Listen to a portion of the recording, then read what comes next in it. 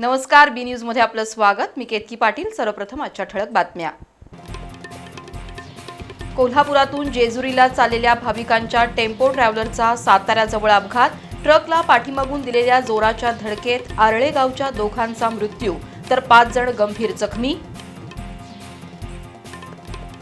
अखेर वरुणराजाची हजेरी। काही काळ कोसळलेल्या सरींनी नागरिकांना दिलासा। पिकांसाठीही पोषक पाऊस। आता नागरिकांना दमदार पावसाची प्रतीक्षा। योग प्रात्यक्षिक स्पर्धा आणि विविध उपक्रमांसह आंतरराष्ट्रीय योग दिन कोल्हापुरात उत्साहात साजरा। खासदार धनंजय महाडिक यांच्यासह विविध क्षेत्रातील मान्यवरांनी केली योग प्रात्यक्षिक। पन्हाळगडावरील ऐतिहासिक गडाच्या तटबंदींना अनेक ठिकाणी भेगा।